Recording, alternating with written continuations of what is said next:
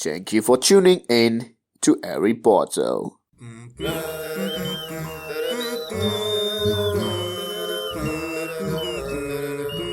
Hey everyone, how are you doing today? I hope you're having a fantastic day. I'm having a fantastic day. Thank you for asking. Today we're going to travel back in time. Probably 6 years, I don't know, somewhere around there, okay? When my friends and I went on a trip to an island in Malaysia called Langkawi.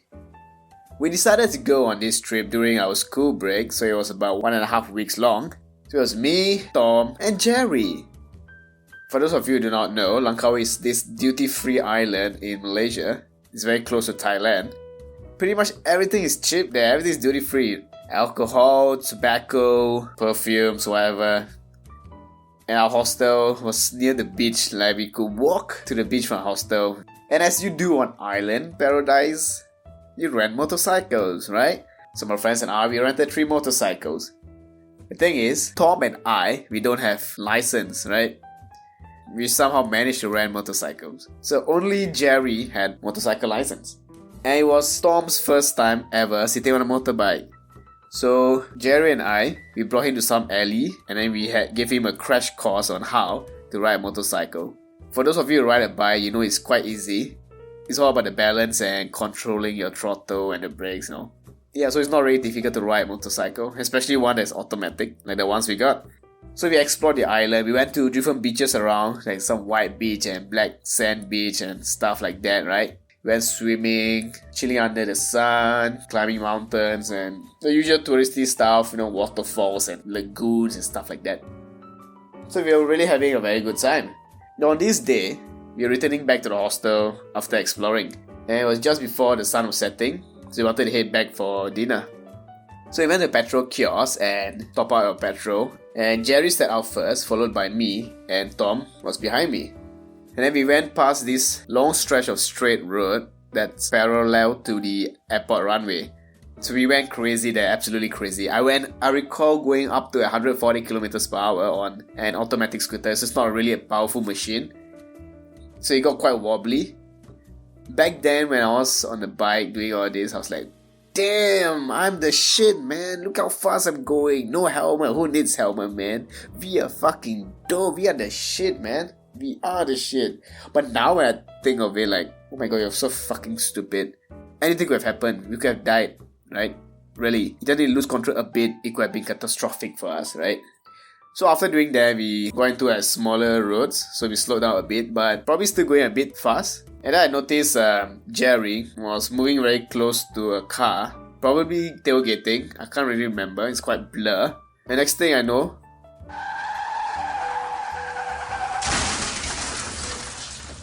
oh my god, I got a shock of my life. I was so scared for my friend. Cause imagine this, watching your friend and his bike rolling down the street. Right? Not casually rolling, speeding rapidly down the street.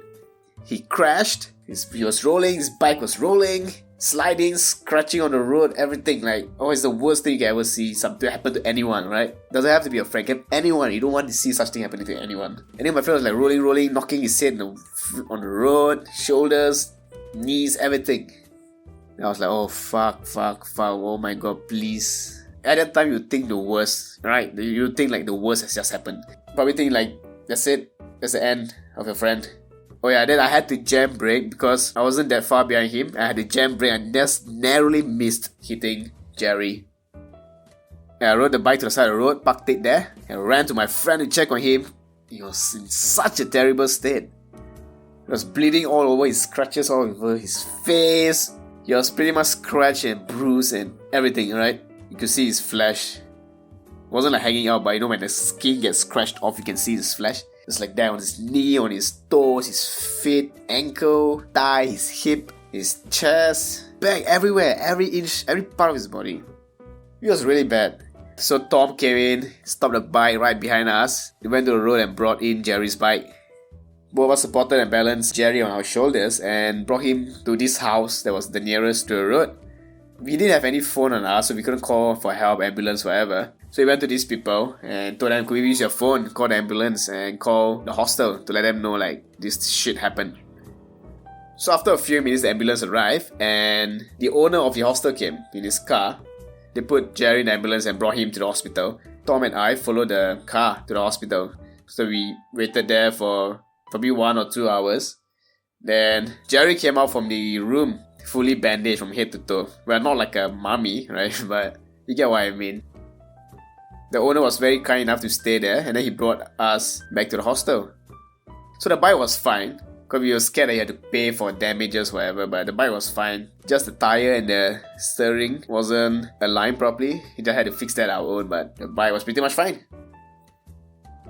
But it ruined the entire holiday for us, because Jerry was pretty much bedridden for the rest of the trip. It was only like the 3rd day of our trip, so we couldn't do anything. Like the rest of the 7 days was spent in the hostel, just chilling with other travelers. We didn't go out anywhere, we returned the bikes. At most we went to the beach to sit down there, but obviously Jerry couldn't join us, so we felt bad and we didn't really enjoy it. Jerry couldn't eat properly because his lips was swollen so bad. It was like 3 times the size. It was like that girl. I don't know what she does, but that Kylie girl. What's her name? Wait, hold up. I asked my friend. Yo, dude. Yo. What's the name of that girl with the big fake ass lips? You know, the one, the sister who became famous for making a sex tape. You know, because of her, the entire family became famous because the sister made a sex tape, so that makes everyone famous and rich for some reason. Remember? What's that? Alright. Thanks, dude. Thanks. So Jerry's lips pretty much looked like highly plastic surgery's face or lips. It was that bad. He couldn't eat or could barely talk. All he could do was drink. So the rest of the trip, that was what we did. We just tended to him, stayed in the room. But that wasn't the worst of his suffering. We still had a long trip back home, right? We had to take a ferry from Langkawi to Penang Island. It's about 3 hours, I don't know, 2.5, 3 hours, not too sure. And then people were like staring at him and like probably never seen anyone bandaged in their life. It's a miracle. He used his towel to hide his face because he was embarrassed and he didn't want people to look at him, but could you blame him? And after go to Penang, we had to take a bus, and the bus ride was like 10 hours long, I think, to where we are from. So yeah, can you imagine going through all that, having to sit up all the way, fully bandaged and shit, having people give him looks of sympathy, which you don't really want. You don't want people to sympathize. It makes you feel like shit, makes you feel small. And then back home, when he came back home, we dropped him home. And then we lied to all our parents that Jerry got into a cycling accident while cycling down a hill. And he crashed and rolled down a hill. That's what happened to him. We didn't tell them that we rented motorcycles. Because my mom would have killed me if she knew I was riding motorcycle. She hates them. That's my sad story of how I witnessed a friend getting into an accident. It was a terrible day. Well, thank you guys for staying all the way until here through this boring shit. Like, thanks. And thank you for 80 subscribers in 3 weeks. Are you guys kidding me? Like 3 weeks, 80 subscribers. I never expected this. So if you guys enjoyed this, please leave a like and subscribe. And as always, thanks for watching. Have a good one and I'll see you later. Goodbye.